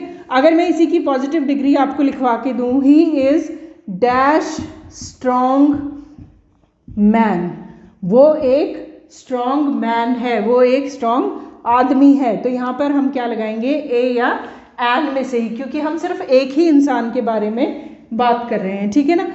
कंपैरेटिव डिग्री में कोई भी आर्टिकल नहीं लगेगा, और वो हमेशा दो में ही कंपैरिजन होता है, मतलब दो लोगों में ही कंपैरिजन होगा। अब यहाँ पर क्या है, स्ट्रॉन्गेस्ट, तो हमें समझ आ गया कि सुपरलेटिव डिग्री है और पूरी क्लास के बीच में है। वो आदमी जो है वो सारी क्लास में सबसे ज़्यादा स्ट्रॉन्गेस्ट है। तो हम सुपरलेटिव डिग्री के साथ हमेशा कौन सा आर्टिकल लगाते हैं, द, ठीक है ना। टॉल है तो tallest is the superlative degree, तो उसके साथ हम क्या लगा देंगे, द। टॉल वर्ड आ गया यहाँ खाली, तो हम क्या लगा देंगे, ए, ठीक है। आपको ये डिग्री वगैरह याद करनी है कि किसके साथ क्या वर्ड लगता है। तो इसकी जो ऑप्शन आएगी हम इसमें लगाएंगे द, स्ट्रॉन्गेस्ट के साथ क्या लगेगा, द, जो कि ए ऑप्शन में दिया हुआ है, ठीक है। तो 9th का आंसर क्या हुआ, ए ऑप्शन, ठीक है। हाँ जी, चलिए चलते हैं अभी क्वेश्चन नंबर 10 के ऊपर, ठीक है। क्वेश्चन नंबर 10 में क्या पूछा गया है, क्या है, हमारे मार्कर ही कभी नहीं चल रहा, ये भी नहीं चल रहा था, फिर मैंने ऋषभ वाला चेंज किया था, ऐसा वाला ये है, कौन ही है। तो चलिए चलते हैं क्वेश्चन नंबर 10 के ऊपर। क्या है क्वेश्चन नंबर 10 में, उसने लिखा please give me dash cake that is on the counter, ठीक है। अब आर्टिकल है, क्या लगाना है हमने, ए, एन या द। इसमें अब इसने क्या लिखा, अगर मैं ये दैट से पहले का सेंटेंस देखूं, please give me dash cake, है ना, एक सेंटेंस तो मान लो ये बन गया, लेकिन उसने दैट लगा के क्या बोला कि जो काउंटर के ऊपर रखा है, भाई वही केक चाहिए जो काउंटर के ऊपर रखा है। तो स्पेसिफिक किसी चीज़ की बात की है, समझ रहे हैं आप। अगर हम चलो पहला सेंटेंस करते हैं, please give me dash cake, तो ए या एन में से कुछ आ सकता था, ए ही आएगा क्योंकि सी क्या है, कॉन्सोनेंट है, ठीक है ना। तो यहाँ पे हम इसमें please give me a cake, clear है। उसके बाद लेकिन उसने ये बोल दिया कि जो काउंटर के ऊपर रखा हुआ है, स्पेसिफिक वही केक चाहिए जो काउंटर के ऊपर रखा हुआ है। तो तब हम वहाँ पे क्या लगाते हैं उस केस में, द, ठीक है। Please give me the cake that is on the counter, understood. तो क्वेश्चन नंबर 10 का जो आंसर आएगा वो भी है द, जो कि बी ऑप्शन में दिया हुआ है आपको, ठीक है। नेक्स्ट करते हैं क्वेश्चन नंबर 11। देखें क्या पूछा है क्वेश्चन नंबर 11 में, he is dash man who met me in the college, who met me in the college. ये वही आदमी है जो मुझे कॉलेज में मिला था। अब इसको हम इन्होंने किस चीज़ से जोड़ दिया है, जब भी सेंटेंस रिलेटिव प्रोनाउन से जुड़ जाता है, ठीक है ना, तो वो स्पेसिफिक किसी नाउन की बात करने लगता है। समझ आ रहा है आपको। तो पिछले सेंटेंस में हमने देखा था वो दैट से जुड़ा हुआ था, अब ये किससे जुड़ गया है, हु से। ही इज़ अ मैन, अब इसको मैं अलग से देखूं अगर सेंटेंस को, तो वो क्या बन जाता है, ही इज़ अ मैन, वो एक आदमी है, लेकिन जिसको मैं कॉलेज में मिला था, तो वही स्पेसिफिक हो गया। तो उसी आदमी के बारे में बात हो रही है, तो हम यहाँ क्या लिखेंगे, the. He is the man who met me in the college, ये वही आदमी है जो मुझे कॉलेज में मिला था। क्लियर है। जब भी कोई सेंटेंस रिलेटिव प्रोनाउन से जोड़ दिया जाता है, तो वहाँ पर उस सेंटेंस में जिसके बारे में बात हो रही है वहाँ पे द आता है, क्योंकि वो स्पेसिफिक नाउन बन जाता है। क्लियर है। नेक्स्ट चलते हैं क्वेश्चन नंबर 12। तो 11th का जो आपका आंसर था वो भी द है, जो कि सी ऑप्शन में दिया हुआ है। क्वेश्चन नंबर 11 का जो आंसर था सी में है। तो चलिए अब चलते हैं क्वेश्चन नंबर 12 की तरफ, ठीक है। इसमें क्या लिखा हुआ है, they made dash United effort, ठीक है। आर्टिकल है, क्लियर है, उन्होंने एक यूनाइटेड एफर्ट लगाया, मिलकर एक एफर्ट लगाया। अब सेम है, यू आप देखेंगे वॉवल है और फट से एन लगा दिया, नो, आपको स्वरों की पहचान से उसको मैच करना है, दिस इज रॉन्ग, ठीक है ना। यू साउंड किसकी आई, य की, और य क्या है, कॉन्सोनेंट है, व्यंजन है, तो हम व्यंजन के साथ क्या लगाते हैं, ए, ठीक है। तो यहाँ पर आप क्या लगाएंगे, A, they made a united effort, ठीक है। क्लियर है आपके आर्टिकल्स। तो 12th का है ए, जो कि दिया हुआ है फर्स्ट ऑप्शन में ही, ए ऑप्शन में ही, करेक्ट आंसर इज ए, ठीक है। चलिए चलते हैं क्वेश्चन नंबर 13, जिसमें दिया है you are required to arrange these parts which is labelled as P, Q, R and S to improve the correct sentence, ठीक है। तो क्वेश्चन नंबर 13 है ये, ठीक है, वही है, पहला समझ लो या आखिरी समझ लो। तो चलिए देखते हैं। पी में दिया है दिस इज द बुक, ये वही किताब है। Q, tone at the time, जो फट गई थी उस टाइम। ऑफ ट्रांजिट, ट्रांजिट के समय। हुज पेजेस आर, जिसके पेजेस, ठीक है। समझ रहे हैं आप सेंटेंस को। तो पहला हमारा बहुत ही सिंपल सेंटेंस है, किससे बनेगा, दिस इज द बुक, ठीक है। तो दिस माने पी, तो पी तो एक ही ऑप्शन में दिया हुआ है, ए में दिया हुआ है ना। चलिए इसको देखते हैं बना के। This is the book whose pages are, ये वो किताब है जिसके pages torn at the time, उस समय पर फट गए थे। किस समय पर, ऑफ ट्रांजिट, ट्रांजिट होता है उसको शिफ्ट करने के टाइम पे, ठीक है, उसको कहीं और रखा होगा, शिफ्टिंग हो रही होगी, उस टाइम पे जिसके पेजेस फट गए थे, ये वही किताब है। तो 13th का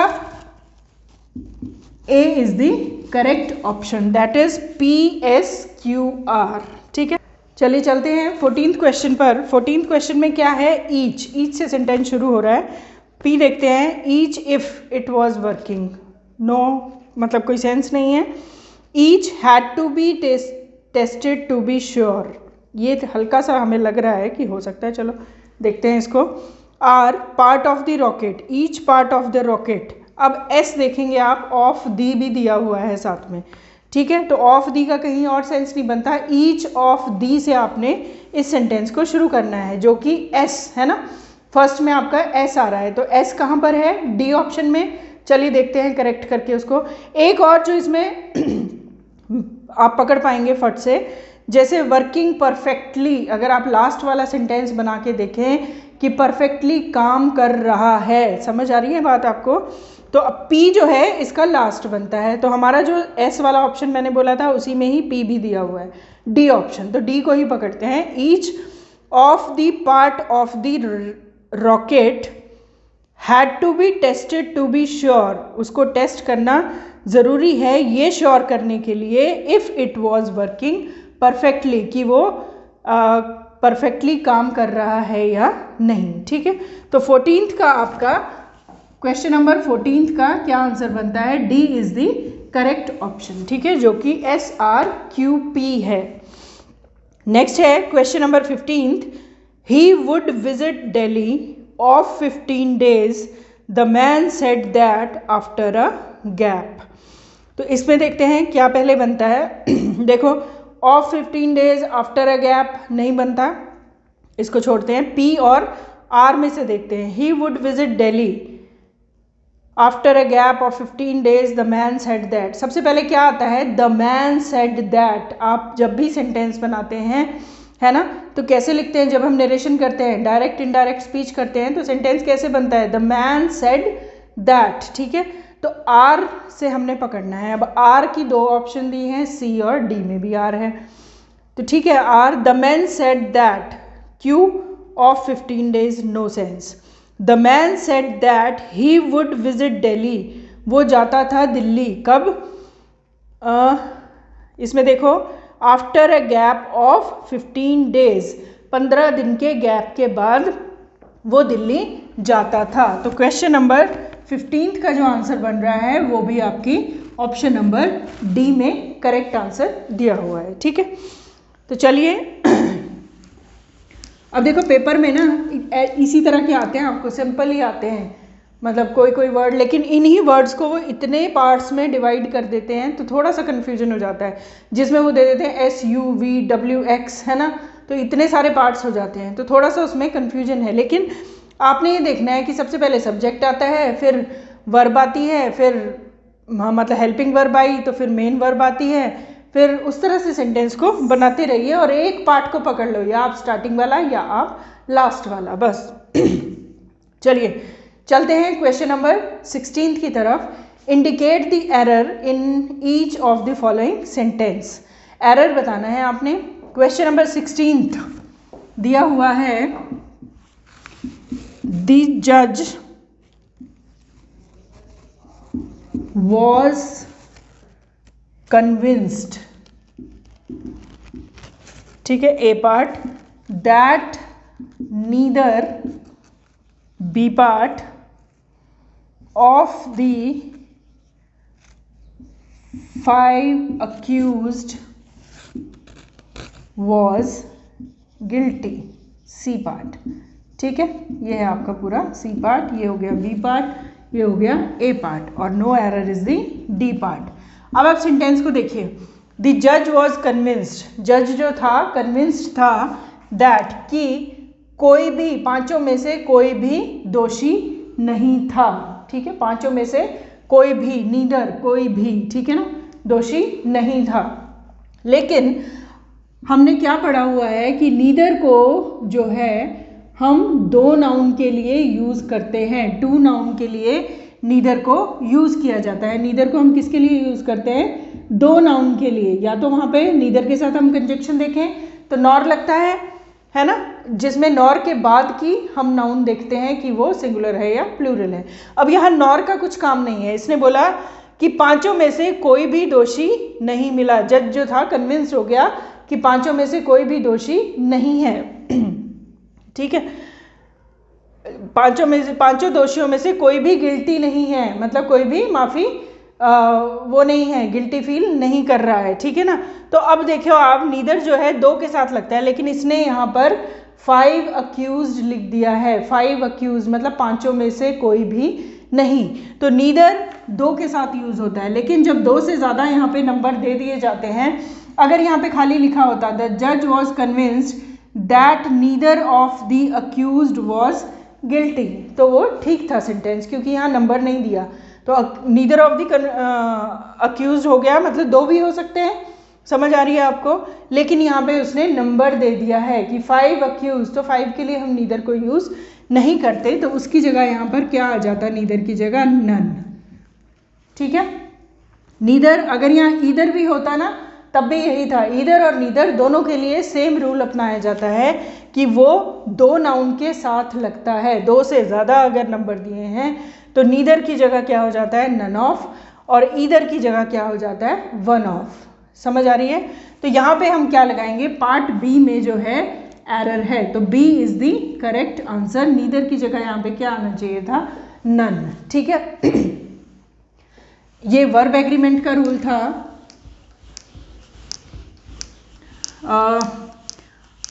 आपको जो है ना वर्ब एग्रीमेंट का एक एक रूल टिप्स पे याद होना चाहिए कि पहले क्या 2 नाउन एंड से जुड़ी हैं तो क्या आना है, एज वेल एज से जुड़ी हैं तो क्या आना है, नीदर नॉर है तो क्या होना चाहिए, नॉर और के बाद नीदर ईदर के साथ 2 से ज़्यादा हैं तो क्या होना चाहिए। समझ आ रही है बात आपको? तो एक एक पॉइंट जो है टिप्स पे आपको याद करना है। 17th क्वेश्चन देखते हैं। My father as well as my mother, A part, ठीक है, is staying, B part, with me, C part, no error, D part। अब क्वेश्चन पढ़िए, my father as well as my mother, ठीक है, is staying with me, मेरे father साथ में मेरी मदर भी मेरे साथ रहते हैं।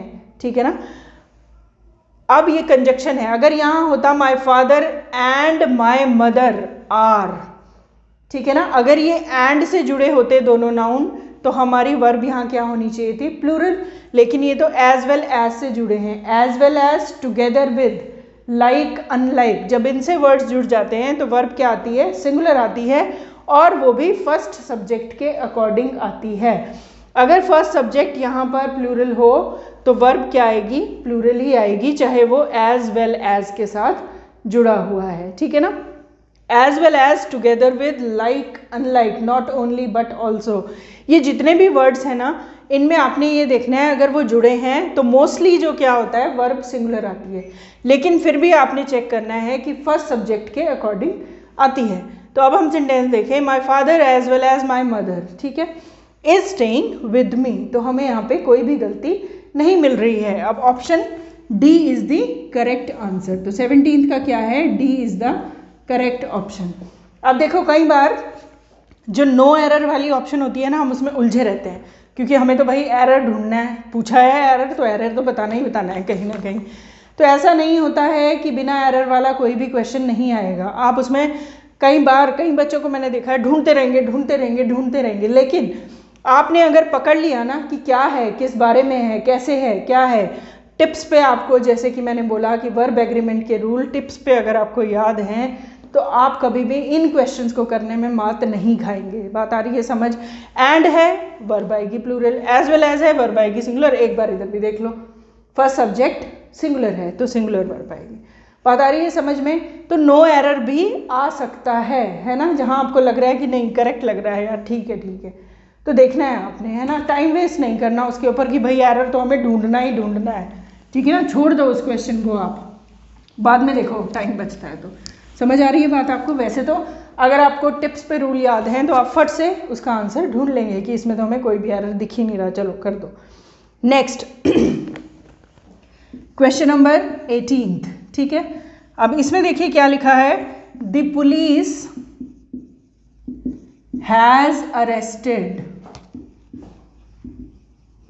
ए part, the thief, B part, who broke into my house।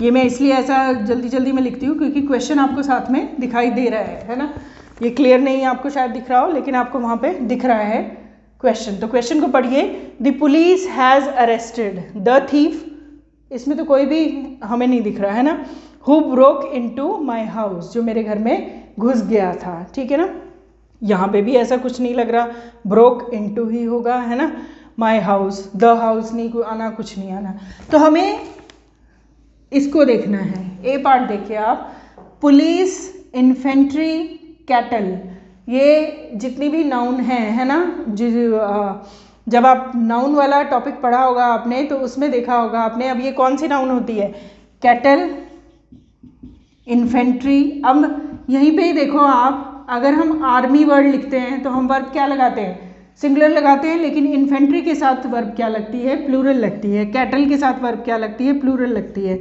Police के साथ वर्ब क्या लगती है, प्लूरल लगती है। लेकिन अगर मैं ज्यूरी वर्ड लिखूं, ठीक है ना, ज्यूरी के साथ वर्ब क्या लगेगी, सिंगुलर लगेगी, लेकिन अगर उसमें डिवीजन वर्ड दे दिया, डिवाइडेड वर्ड दे दिया, तो वहाँ पर वर्ब क्या हो जाती है, प्लूरल हो जाती है ना।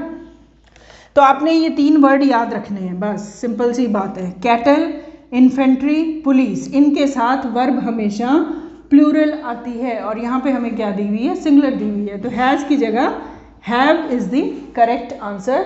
तो पार्ट ए में ही हमें एरर मिलता है, A is the correct answer, ठीक है। नेक्स्ट है क्वेश्चन नंबर 19, ये भी एरर का ही है, इसको देखते हैं क्या लिखा है। Question number 19, his parents does not, A part, approve of, B part, his business, ठीक है, C part, no error, D part. अब देखो फर्स्ट ही पढ़ो आप, हिज पेरेंट्स। पेरेंट्स क्या है? प्लूरल नाउन है, तो प्लूरल नाउन के साथ वर्ब भी, ये भी क्या लगना चाहिए? जब हम सिंपल प्रेजेंट टेंस को नेगेटिव बनाते हैं तो प्लूरल के साथ हम क्या लगाते हैं? Do not. सिंगुलर के साथ हम क्या लगाते हैं? Does not. ठीक है, इसमें सेंटेंस में क्या है? His parents does not approve of his business. उसके जो पेरेंट्स हैं वो उसके बिजनेस को अप्रूव नहीं करेंगे। ठीक है ना, पेरेंट्स क्या है? एक प्लूरल नाउन है, प्लूरल है। अब पेरेंट्स किससे बनता है? माँ और बाप मिलाकर पेरेंट्स बनते हैं, है ना, दो जने हो गए तो प्लूरल हो गया, तो इसके साथ ये भी प्लूरल ही आना चाहिए था। यहाँ पे क्या आएगा? Do not. समझ आई बात आपको? डज नॉट नहीं आएगा, डू नॉट आएगा। तो क्वेश्चन नंबर 19 का आंसर भी क्या है? ए इज द करेक्ट आंसर। ठीक है, नेक्स्ट चलिए चलते हैं। नेक्स्ट क्या पूछा है? Filling the blanks with correct word. ठीक है, देखते हैं क्या है। करेक्ट वर्ड भरना है आपने इसमें। क्वेश्चन नंबर 20 सेंटेंस दिया है, everyone dash page for, everyone page for dash own deeds. Deeds होती हैं आवश्यकताएं, हर कोई अपनी आवश्यकताओं के लिए पे करता है। Everyone, each one, everybody, somebody, anybody, nobody. जब भी वन, बडी, है ना, ये वर्ड लग जाते हैं, या थिंग, ठीक है ना, nothing, something, anything, nobody, everybody, somebody, each one, everyone, है ना, जब भी यहाँ लग जाते हैं तो वर्ब हमेशा क्या लगती है? सिंगुलर लगती है, और प्रोनाउन भी उसके साथ सिंगुलर दी जाती है। प्रोनाउन भी क्या लगती है? सिंगुलर लगती है। ठीक है ना। अब चलिए ऑप्शन देखते हैं क्या दिया हुआ है। Him, her, his, it's. अब इसमें देखो एवरीवन जब दिया है तो हमेशा हम जो प्रोनाउन हम मेल के लिए यूज़ करते हैं हिज, है ना। यहाँ पे ऐसा कुछ नहीं लिखा कि लड़की थी। अब यहाँ अगर लिख दिया होता एवरी गर्ल, ठीक है, पेज फॉर हर आ जाता। एवरी बॉय लिखा होता तो हिज आ जाता। हिम तो आता ही नहीं है। इट्स किसके लिए आता है? नॉन लिविंग थिंग्स के लिए या एनिमल के लिए, है ना। तो यहाँ पर ये तीन ऑप्शन तो हमारी गलत हो गई। बचा क्या? हिज। तो एवरीवन जब भी आएगा वहाँ पे आपने प्रोनाउन क्या यूज़ करनी है? हिज, जब तक कि यहाँ जेंडर मेंशन नहीं किया हुआ। एवरी के साथ स्टूडेंट भी लिखा है तब भी वहाँ हिज आएगा। एवरी कैंडिडेट, एम्प्लॉय, कुछ भी लिखा है वहाँ पे हिज आएगा। समझ गए आप? Every girl, every women, every lady, ठीक है ना, तो वहाँ पे क्या आ जाएगा? हर, जेंडर के अकॉर्डिंग। ठीक है, तो यहाँ पर क्वेश्चन नंबर 20 का आंसर है सी। सी इज द करेक्ट ऑप्शन। ठीक है, नेक्स्ट है क्वेश्चन नंबर 21। क्या पूछा गया क्वेश्चन नंबर 21 में? हाँ जी, she thanked Vishal, she thanked Vishal, उसने विशाल को धन्यवाद किया। देखें किस चीज़ के लिए किया भाई? As she could reach the station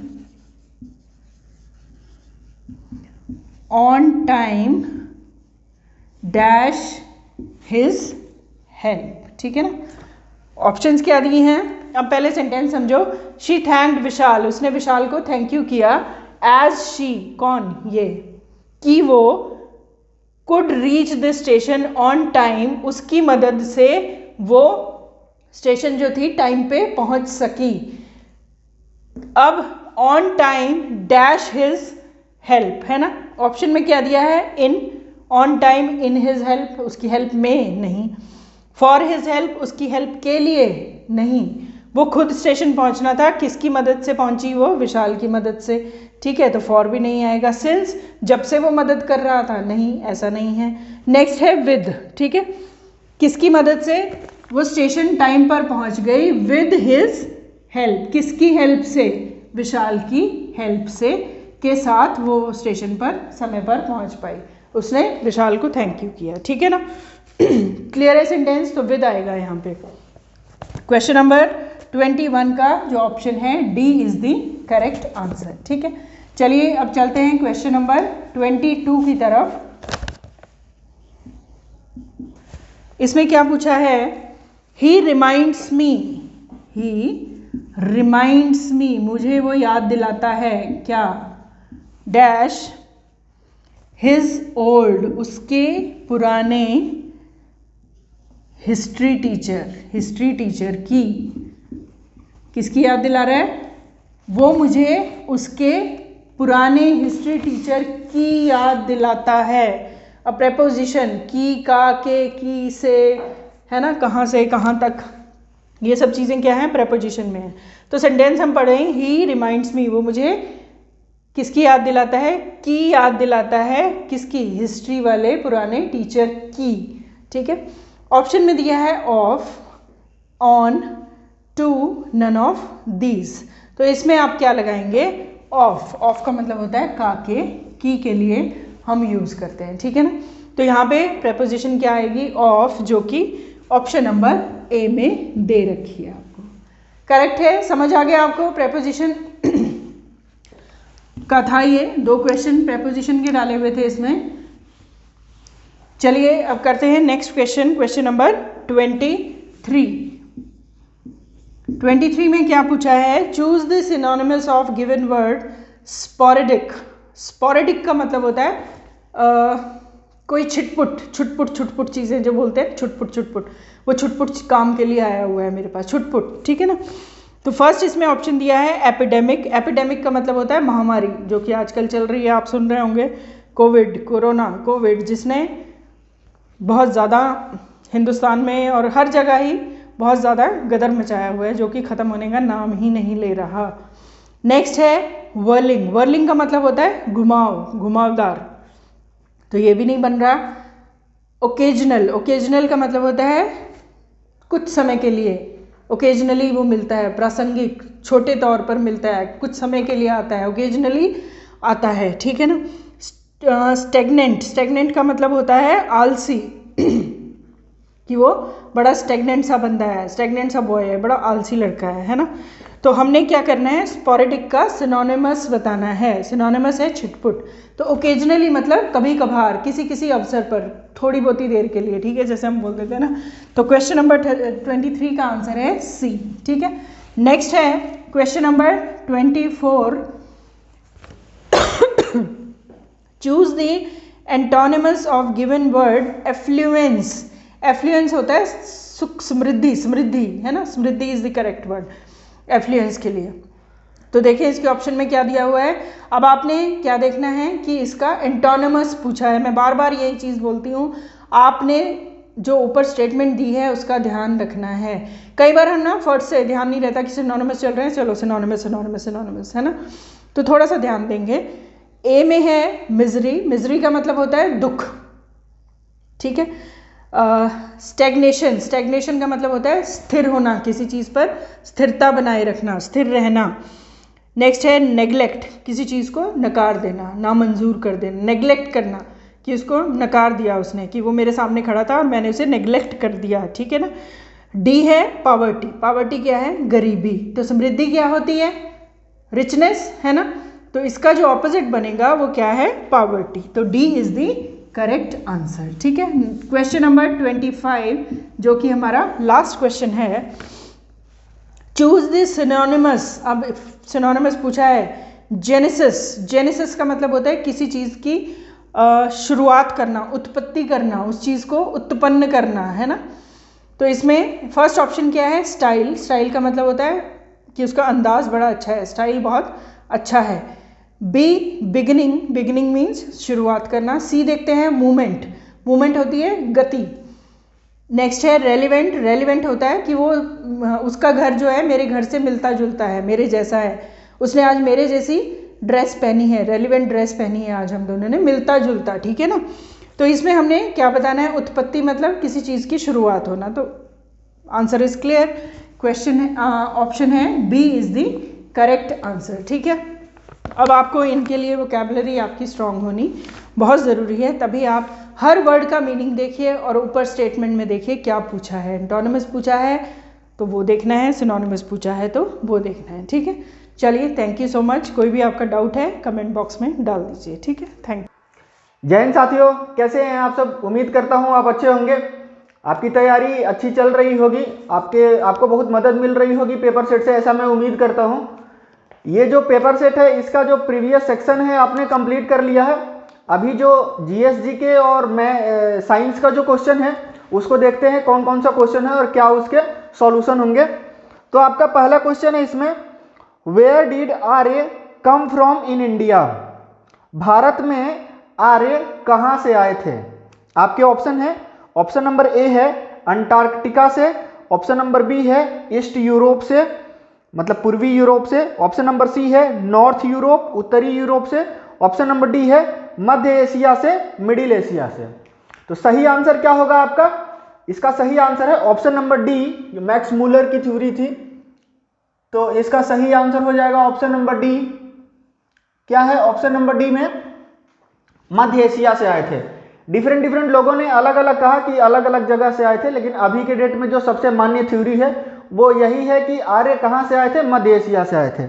next question देखते हैं यहाँ पर। नेक्स्ट क्वेश्चन क्या है? Who had adopted the policy of divide and rule? किसने फूट डालो और राज करो की नीति अपनाई थी? आपके ऑप्शन है, ऑप्शन नंबर ए है Lord Ripon, option number B है Lord Minto, option number C है Lord Dalhousie, option number D है लॉर्ड वेलेजली। तो आपका जो सही आंसर क्या है? Option number B, Lord Minto. Question number 2 का सही आंसर क्या है? Option number B, Lord Minto, जिसने फूट डालो और राज करो की नीति अपनाई। हालांकि कई बार आपको क्वेश्चन में ना ऑप्शन में दिया हुआ रहता है लॉर्ड कर्जन का भी। तो अगर लॉर्ड कर्जन ऑप्शन में दिया है, लॉर्ड मिंटो नहीं दिया है, तो आपका आंसर लॉर्ड कर्जन हो जाएगा। क्यों? 1905 में जब बंगाल विभाजन हुआ तो उस टाइम कौन था? लॉर्ड कर्जन, बंगाल विभाजन के समय में, और 1905 में ही लॉर्ड मिंटो बना। ठीक है, तो इसलिए इसका आंसर, अगर लॉर्ड मिंटो नहीं दिया है ऑप्शन में, लॉर्ड कर्जन दिया है, तो लॉर्ड कर्जन भी हो जाएगा। अगर दोनों ही ऑप्शन में दिया है तो सही आंसर क्या हो जाएगा? दोनों ही। अगर दोनों ऑप्शन में दिया हुआ है और जैसे मान लो ए और बी ऑप्शन में दिया है और दोनों किसी ऑप्शन में नहीं है, तो आप किसको आंसर टिक करोगे? लॉर्ड मिंटो को। नेक्स्ट क्वेश्चन देखते हैं आपका क्या है। In which country does the Tigris river flow? Tigris नदी किस देश में बहती है? आपके ऑप्शन है, ऑप्शन नंबर ए है अफगानिस्तान में, ऑप्शन नंबर बी है मंगोलिया, ऑप्शन नंबर सी है इराक और ऑप्शन नंबर डी है ईरान। तो सही आंसर क्या है आपका? ऑप्शन नंबर सी, इराक में।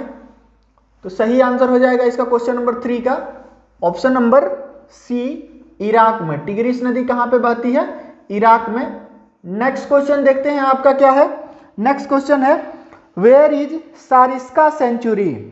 सारिस्का अभयारण्य कहां पर है? आपके ऑप्शन है, ऑप्शन नंबर ए है असम, ऑप्शन नंबर बी है केरल, ऑप्शन नंबर सी है तमिलनाडु और ऑप्शन नंबर डी है राजस्थान। तो सही आंसर है सारिस्का अभयारण्य कहां पे है? राजस्थान में। तो सही आंसर हो जाएगा आपका ऑप्शन नंबर डी। बाकी के ऑप्शन पर एक बार नजर डाल लेते हैं। असम से रिलेटेड आपको क्या पूछ सकता है? काजीरंगा अभयारण्य पूछ सकता है, मानस अभयारण्य पूछ सकता है। दूसरा ऑप्शन दिया है केरल, केरल से क्या पूछ सकता है आपको? पेरियार अभयारण्य पूछा जा सकता है।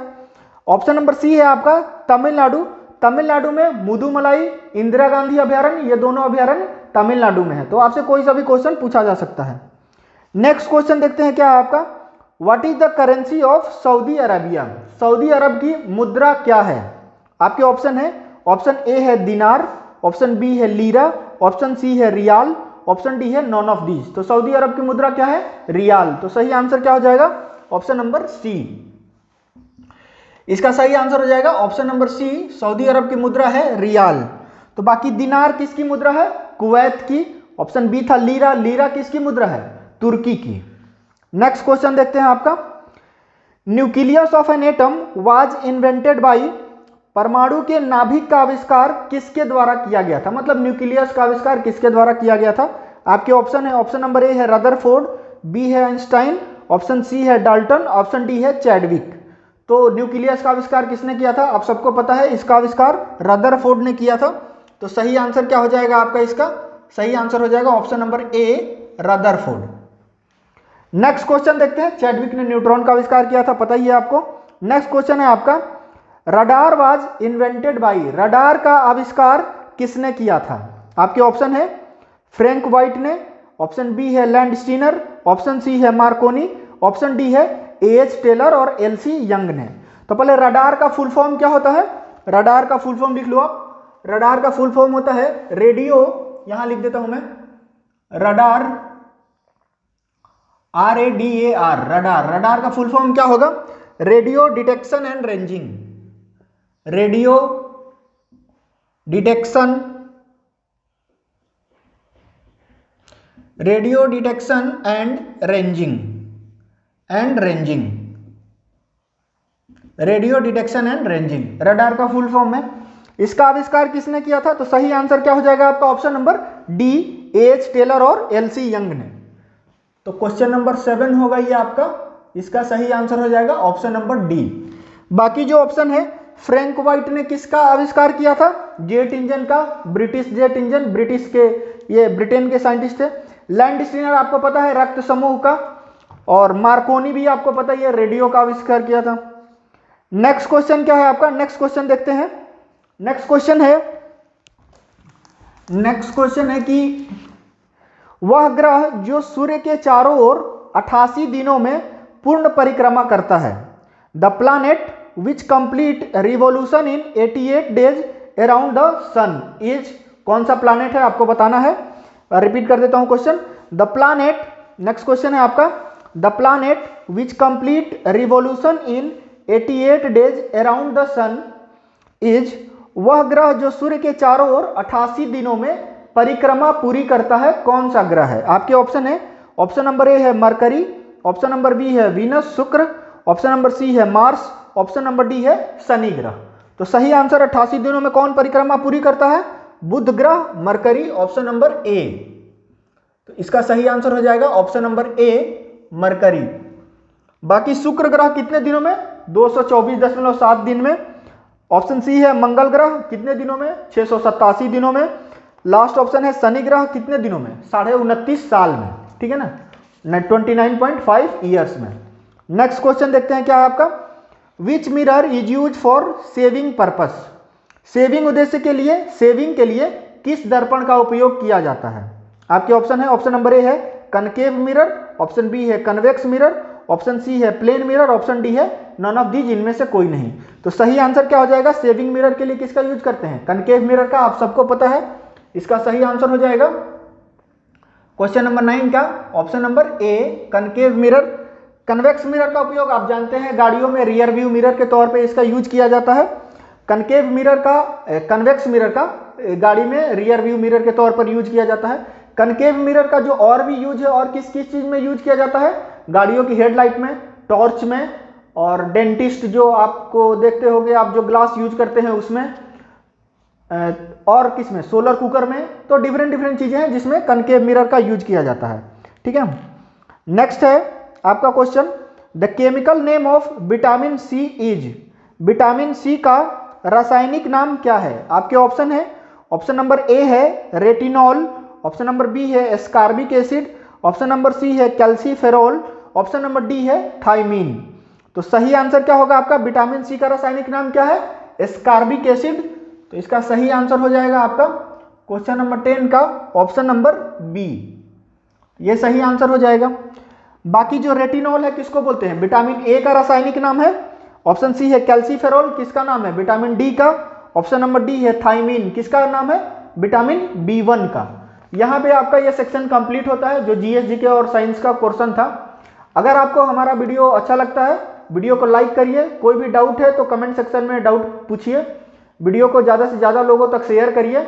मिलते हैं आपके साथ एक नए वीडियो में, नए पेपर सेट के सॉल्यूशन के साथ। Thank you.